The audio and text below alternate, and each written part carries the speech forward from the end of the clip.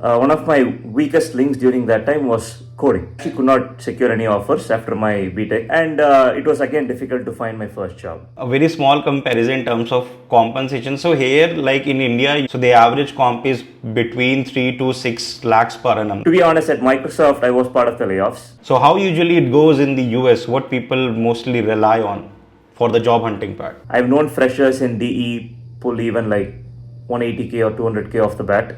So whenever we hear about someone who has bagged massive job offer in the abroad like 1 crore, 2 crore, 3 crore, 4 crore and so on, we feel super excited, and this becomes more exciting when we try to compare it with someone who is earning probably 20 lakhs, 30 lakhs, 40 lakhs in the India. And today you will be shocked to know about this exciting comparison because there are so many hidden factors which needs to be considered. And for this podcast, I have invited our alumni who was part of our data engineering bootcamp at the 𝗏𝗏. And recently he has bagged mind-blowing job offer of 2 CR+ in the Walmart for the data engineering job profile. And I must say his journey is truly inspiring because in the beginning after graduation he did not get his first job, then he did his masters from the USA. He was struggling to get his first job and he was laid off from the Microsoft because of the cost cutting procedure, and after that his dedication and consistency helped him to bag this massive job offer. And I'm really happy that we were able to help him a bit in this journey with the help of our data engineering bootcamp. So watch this podcast till the very end because he will be sharing all his experience, and this will be super helpful for at least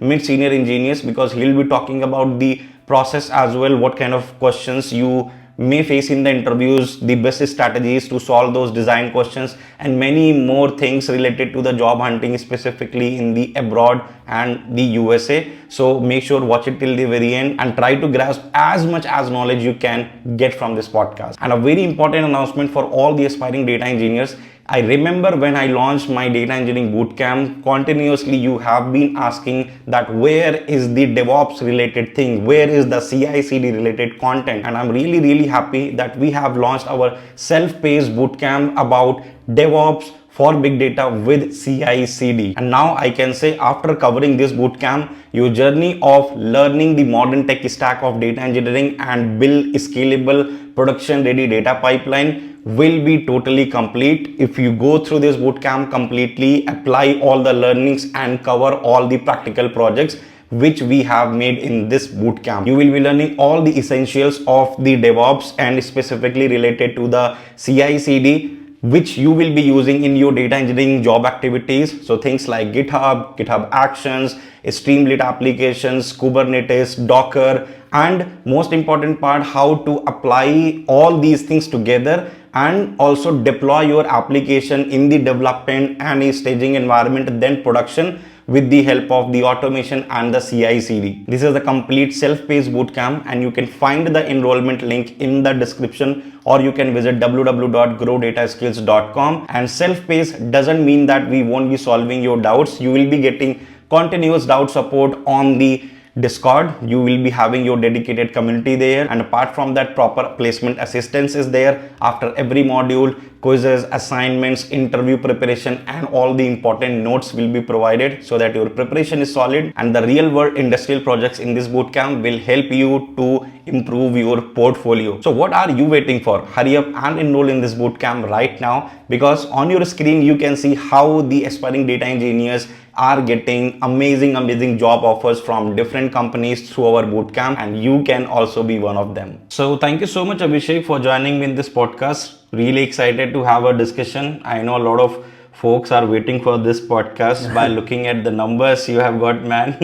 But it would be really good if you can give a short introduction to our audience, anything you want to talk about your past and current background. Yeah, sure, Shashank. So, as you know, my name is Abhishek. I went to NIT Trichy in India, and after that, I do not have any Indian work experience, but I basically applied for my master's degree and ended up going to Georgia Tech in Atlanta. So that's kind of like my start into my academic, I would say career over here.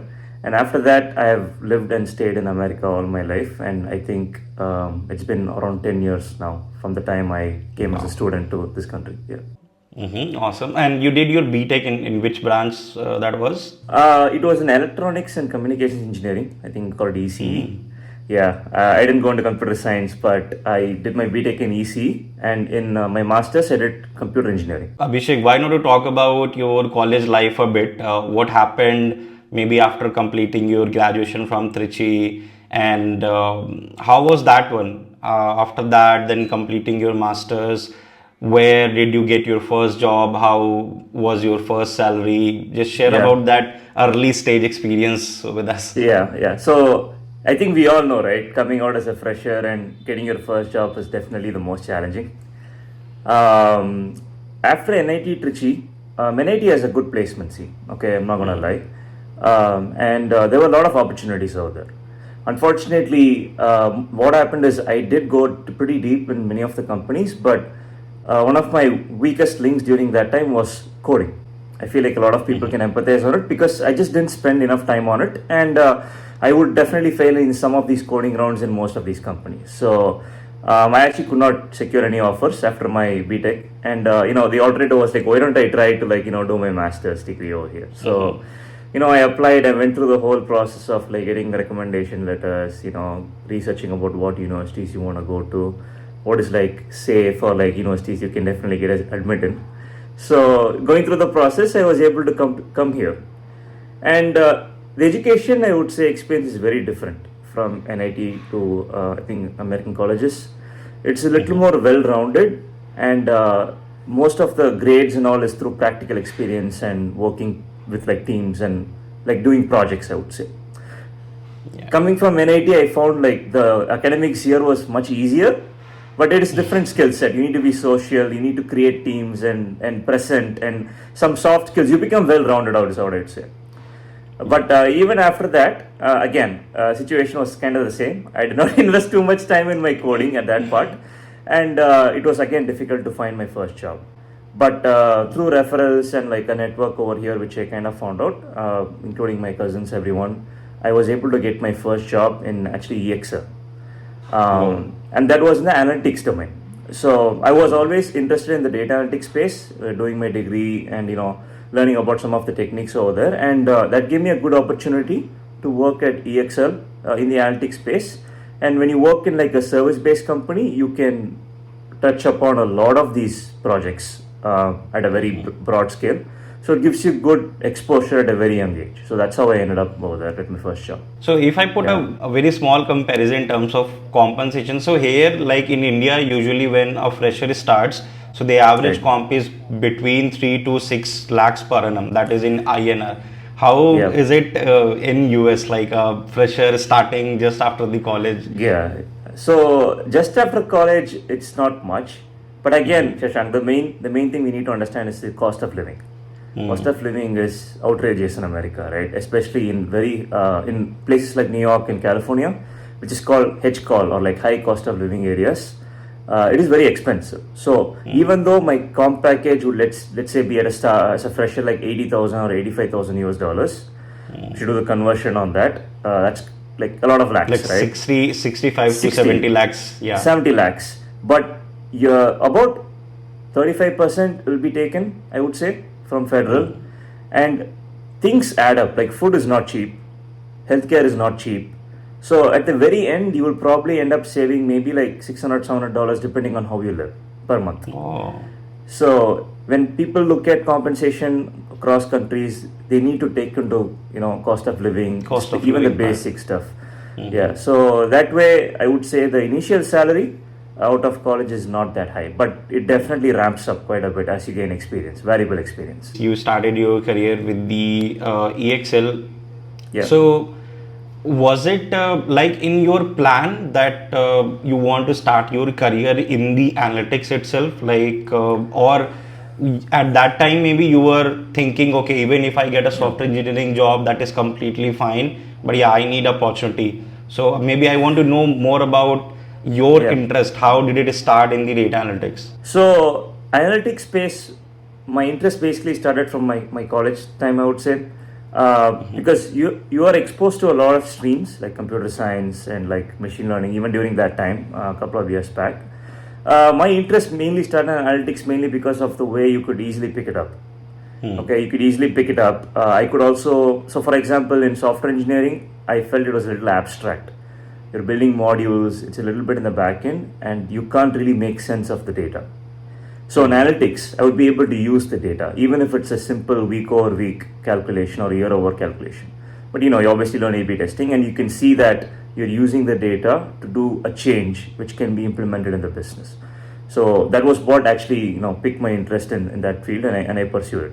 And it also helps you to develop soft skills, right? Interaction with your managers and product managers and understand the business. I know about your background a bit. So you also worked with big names like Microsoft, Intuit, and now recently joined Walmart as well. So what didn't work out well for you in these big tech firms? Also, how's the work culture in US in comparison to India, lifestyle, cost of living for the IT professional?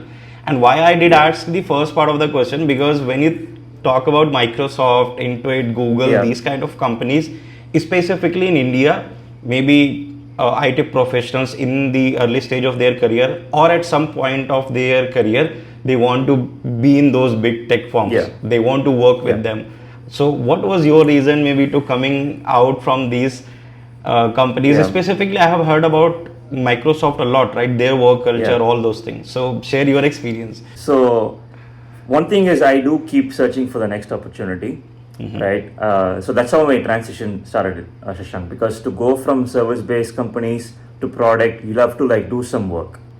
So I ended up working at Tredence for a bit as a contractor for one of the e-commerce chains. So that kind of gave me exposure to working as a tech client, but even at Tredence. So that proved to be a very important stepping stone for me to get bigger opportunities, right? And after that, I was able to interview and get into Microsoft, right? That's a whole different story, the interview experience and everything. But again, for your question as to why some of them worked and some of them hasn't worked, to be honest, at Microsoft, I was part of the layoffs. So that's not something we can definitely control. But I have nothing but great things to talk about the work culture over there. And I would highly recommend anyone who's looking to join companies to join Microsoft. Great team. I had a great manager. The work also was definitely good. They ease you into the ramp up. Compensation is also pretty good. So a lot of positives with respect to the work culture, the mental health, and these things which definitely add up when you're in a foreign country away from family. So, but unfortunately, like I said, right, in 2023, all of them, Microsoft, Google, Meta, Amazon, all big names. Every big names started doing cost cutting, and a lot of members in my team was also removed because of job redundancy. They basically said business update and this role is not relevant, unfortunately. And being on a H-1B visa in a foreign country is extremely daunting because you have to quickly find a job in a very short period of time, or else you're told to leave the country. And in a situation like that, you will have to kind of get what you can, and at the same time it accelerates your timeline.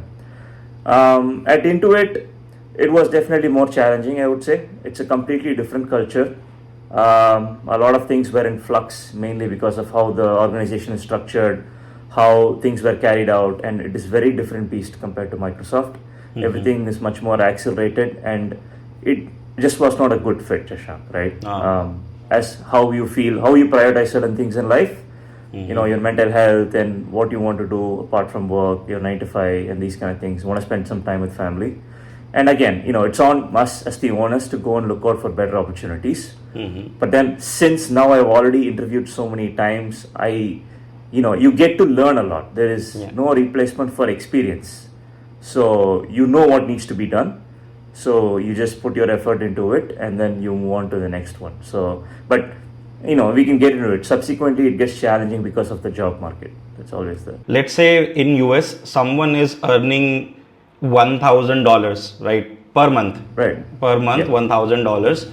Yeah. So including food, lifestyle, cost of living, how much every month that guy is spending in USA? So if we can only talk about in percentages, right? I mean, obviously they earn a lot more, but rent takes up about 30%. So tax first goes out. We need to remove that, right? If this is pre-tax or post-tax, tax takes out like 30%. It's straight 30%. Like there is no slabbing or something. Like $1,000, $300 straight away. There is slabbing, but most tech professionals will make an amount of money which ends up in one of the higher slabs. Even like the lower margins works out that it will end up being the higher slabs, and especially if you live in like very high cost of living areas. So your pay is adjusted to where you live.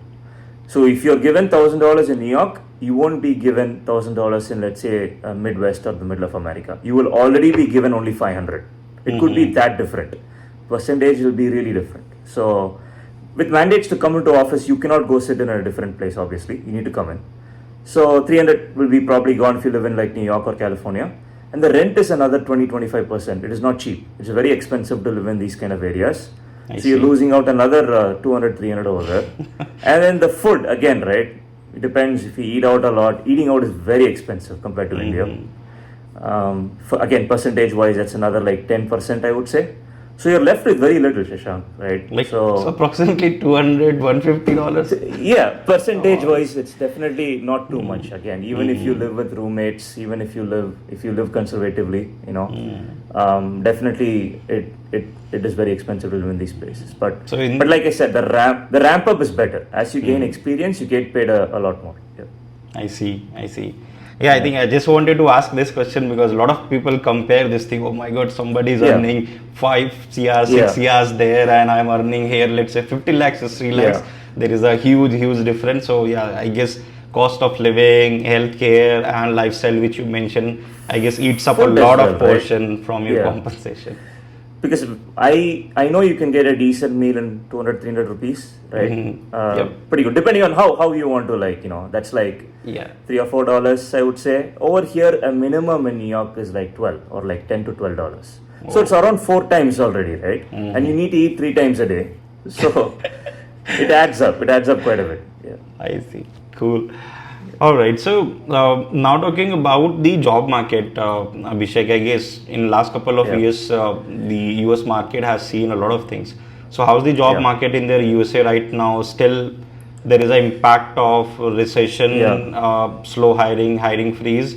Also, how did you get such amazing job opportunities there? I mean, what is the job hunting process usually there? Because here we know about a lot of platforms, be it LinkedIn, Naukri, Monster, Hireis, XYZ.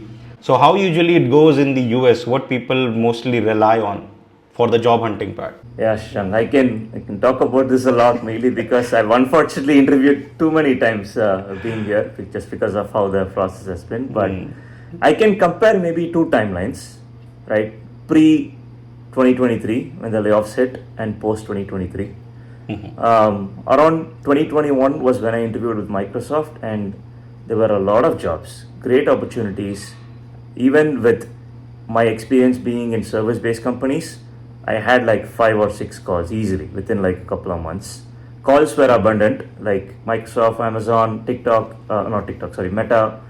DoorDash, and all the big companies used to give you at least a chance to prove your worth. So it was definitely more positive, and pay also was very high, to be honest. You would find like people with 3 years of experience having multiple offers and have the ability to this company is paying me this much, so I'm worth this much more. So you can like shop around and get more offers. But after the mass layoffs, right? So in 2023, I interviewed in 2023 again because I got laid off. It completely changed. Okay. I guess purses were tight. There is not that many opportunities. When companies are cutting down, usually there is no room to hire more. And you, as an Indian, you're on a work visa, and that again cuts down the number of companies you can apply, because only big companies tend to apply for a sponsorship visa. The small companies cannot hire you.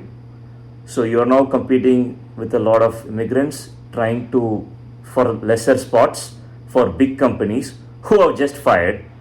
So it's very rough. It's a very difficult situation during that time. That was I would say the worst part. Now we're in 2024, right?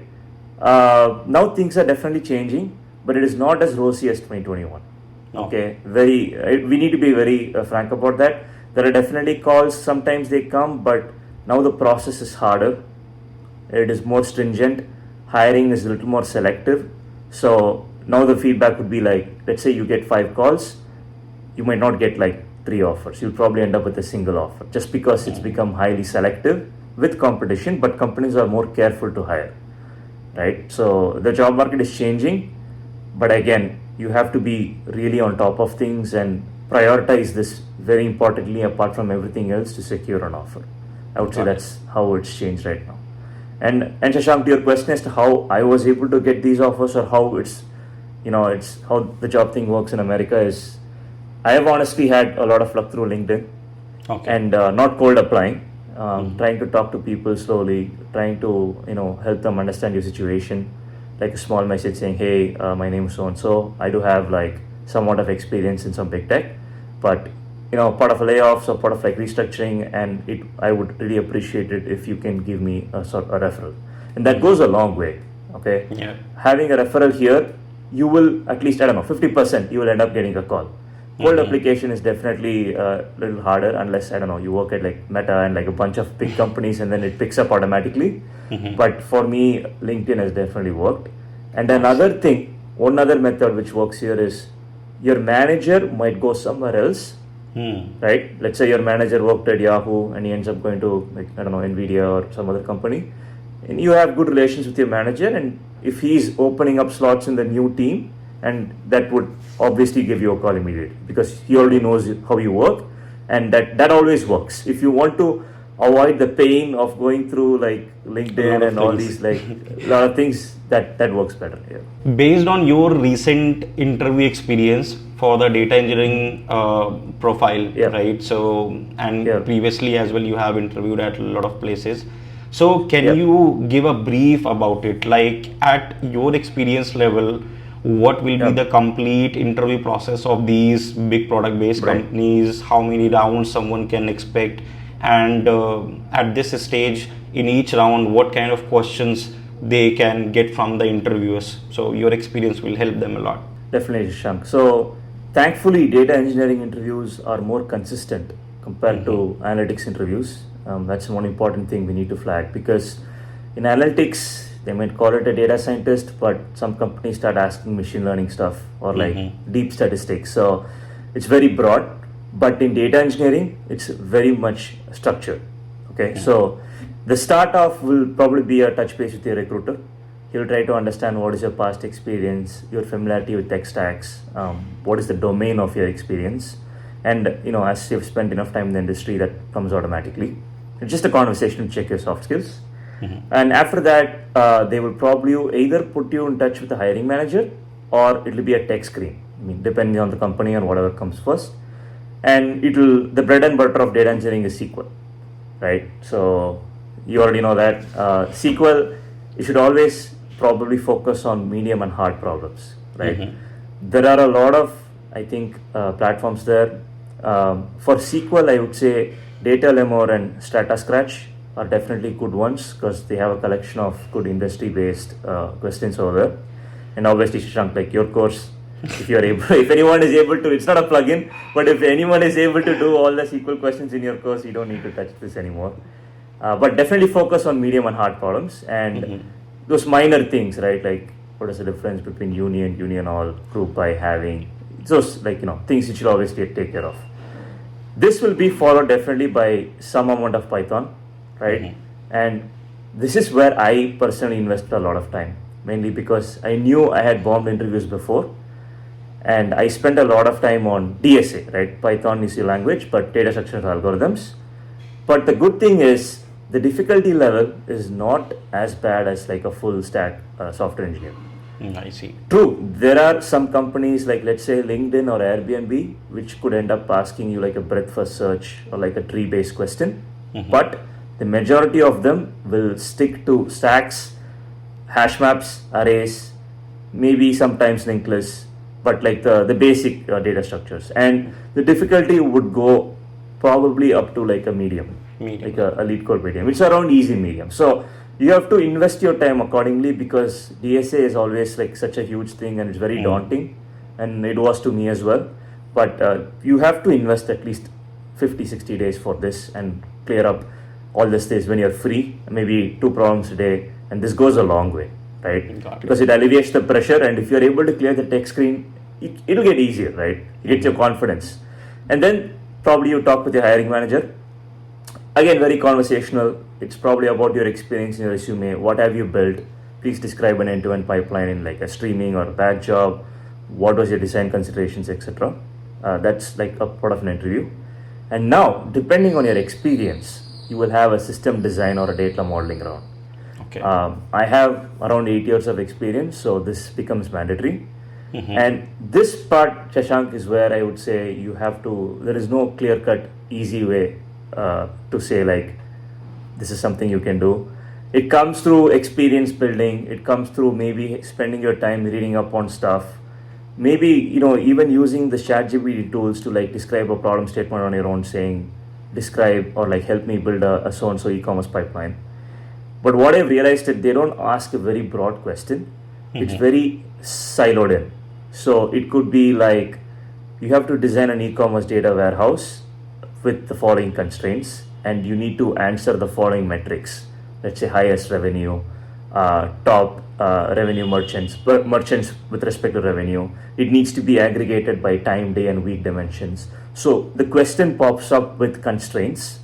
You will be first asked to design an end-to-end pipeline.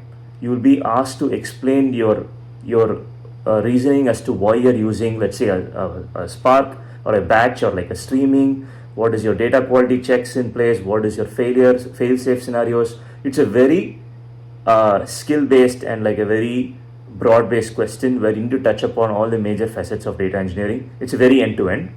And post that, you'll have to model the data warehouse itself. I think they call it designing the schema. Okay. Because they've given you, these are the 3 metrics you need to answer, which means you need to start off with like a fact dimension table setup. Make sure you zero in on the primary keys, the foreign keys, and then you'll have to write the SQL as well to answer it. So it's a full exercise, but I think that particular round differentiates, a lot of the leveling and, your skill over here. And after that, again, it's just like maybe touch base with the HR and like behavioral interviews, and you can like wrap it up. So maybe I have a small follow-up question. Since you have interviewed, you have faced these questions. So in general, what is the best tactics or what is the best tip to solve these kind of questions? Because when an interviewer asks these questions, right, instantly there will be thousands of thoughts. Okay, I should solve it in this way, that way, that way. But what is the cool, calm, composed approach to get through these questions? So I'll tell you what has worked for me, and I've more or less been able to pass some of these. There are definitely ones which have proved to be very challenging. But usually this question pops up in like a HackerRank platform. So as a data engineer, you know what are the steps in the pipeline. You'll have to ingest the data. So there's going to be a source bucket. There is going to also be an ingestion process. There is going to be an ETL process. There is going to be some kind of data quality checks. There's need to be some kind of fail-safe scenarios, or what happens when things break. And then there's going to be a load process, and there's going to be a visualization at the end, or depending on the requirement, how you want the data to appear. So with this kind of somewhat skeletal framework, and you will have to obviously understand the question, but start like writing it down. So just write down that now let's talk about source, and then have the conversation with the interviewer, right? So for example, is the data coming in from point of sale systems? Is it coming from another database? Is it coming from like some sort of app, right? So this gives you an idea on what maybe it needs to be streaming or a batch situation, and you need to ask questions constantly wherever you have like some kind of like doubts as to which way to like go. And using this conversation, list down those points, write it down, write that down, or you can even draw if you're feeling confident. If you draw, that's probably the best thing, but I usually write it down and then I follow it up with some sort of a diagram. And using this technique, you can bucket it. Next comes the ingestion part. So you will then talk about like, what is it, Spark, or like you want to use like a Kafka broker to like ingest this using a producer consumer setup.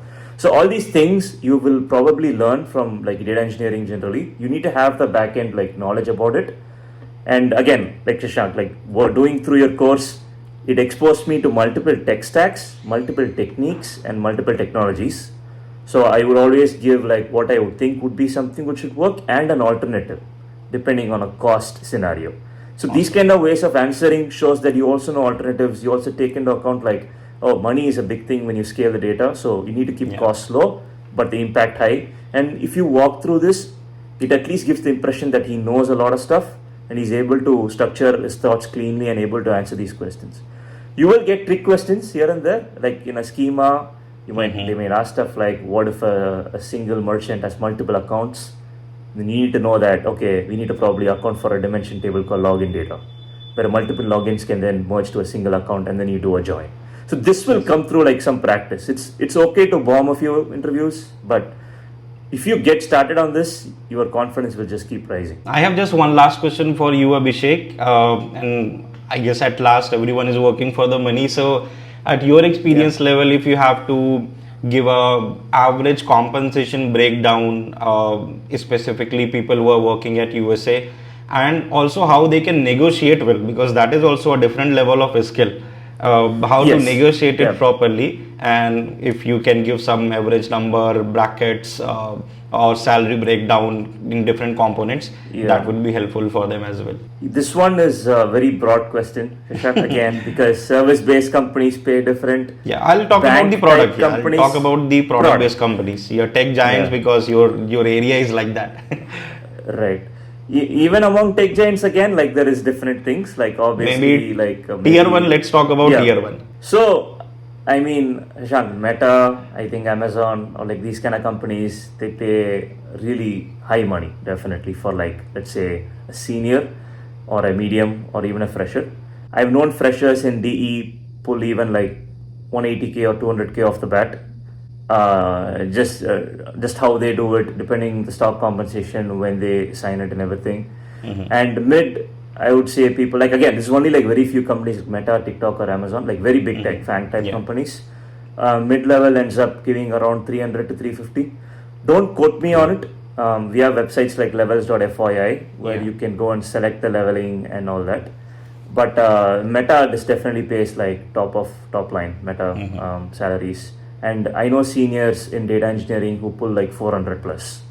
So it's significant amount of money. And again, but it again comes with like work-life balance considerations and definitely like, you know, your mental health and everything. Because see, if you're getting paid 400K, it is not a 40-hour job. It is not a 8 hours per day job. You are expected to give a lot more to it. And obviously, you know, that's why you're getting paid the big bucks. But you know, there are definitely some sweet spots where you get definitely paid adequate enough, but at the same time you can keep your work life between 9 to 5 and you're able to like do a lot of it. Now these are like some reference numbers, and usually in USA there's a difference here, right? I'm not sure how it works in India, but in USA you don't need to reveal your current paycheck. Here without knowing the current compensation, recruiters won't even proceed with the interview. That's the thing which sucks here, I must say. So that is, it looks like that's a big catch, because at any point here I can put in the effort and go to a huge company with a huge pay as long as you're good enough to clear the interview. That's a big if, but like if you're able to put in the effort and clear it, you can go from a very low paying company to like a really big company that gives you a big break. That's how it here works. I mean, what I feel, recruiters try to lowball the candidates, that's for sure. So even here your initial offer will definitely be on the lower end. But again, this is where it comes, where you need to be good enough to shop for offers and you need to have multiple offers. And again, the market is definitely different now, Shashank. Like here it's a, employer's market. So it's a demand supply problem. You have too much supply and less demand. So maybe the times of like shopping for multiple offers and auctioning is a little harder. But if you at least have a couple of offers, you can easily increase it by maybe 50, 60K. Right? You can say that I have this. You don't even need to reveal the name of the company, but you can, because you do have a leverage. And negotiation is a skill. I learned that through multiple interviewing and somehow trying to get another offer. And you have to understand that negotiation is definitely like it's a balance. You need to understand that you can't simply go and ask for a random amount. You know, it's like you're playing poker, right? It's a calculated risk. You will have to like be thoughtful on why you're asking it, and you always know that there is a base, there's a stock component. You cannot change the bonus percentage, but there's a base stock component, and obviously if they are not able to meet what you require in the base and the bonus, base and the stock, you can always negotiate for a sign-on, which I feel most people miss out on. Ignore, yeah. So there's always room for a sign-on, and that's money upfront, right? And if they're again not comfortable giving the money upfront, you can say, why don't we split it in 2 years? So it's free. Like, you can always think about the way you want to do it and put it out there. They can always come back with a no or like meet you midway, but you have to negotiate. In America, they expect you to negotiate. You have to negotiate to show that you're definitely a good hire who will be doing a good job. Yeah, absolutely, we should do that. And I hope in India at least this thing should change. Maybe in future at some point of time it will change. Anyways, it was a really nice discussion, Abhishek, the whole experience, because I know you from day one of my boot camp and how consistent you have been throughout all the discussions we had in between during your job hunt. So it's really great to see you in this position. I know what you all went through in your previous job. So glad to see that now you are at a better place, and I hope here things will be good. You will learn good things as well. So it was a really nice experience. Nice to have you here, and it was wonderful that you shared your experience with the audience, and they will definitely learn a lot of things from your experience. So thanks for joining us. A big thanks from my side and the whole audience. Definitely, Shashank. Yeah, and thank you so much for having me on this particular show as well. And I'm saying it is not a plug-in, but your bootcamp really helped for someone like me. I was already exposed to SQL and some amount of the stuff, so I'm not a complete newbie in the data engineering space. But learning about Spark, Kafka, and the varied tech stacks, and how to basically build an end-to-end pipeline from your course, and that all these assignments combined with a lot of work from my side, it gave me a lot of confidence, right? So awesome. Nowadays I've interviewed too much and I'm numb to all those things, but I used to be very scared and very just it's usual, normal, very scared and everything. But I feel much better now that I'm able to interview, and a lot of things don't scare me, so I'm very happy about that too. So that is what I had for all of you in this amazing podcast. I hope you have learned a lot of things from Abhishek's experience, and obviously now you have the clear idea between this whooping job offer if you compare it with the salary of someone who is working in India. So I hope that mindset is clear now. So if you found this podcast informative, then make sure to give a like in the big numbers. If you want to share anything, any opinion, any thought, put it in the comment section. And if you're new to the channel, then make sure to hit the subscribe button and press the notification icon. And as I said, don't forget to enroll yourself in the DevOps for Big Data with CICD Bootcamp. Link has been given in the description, or you can visit www.growdataskills.com.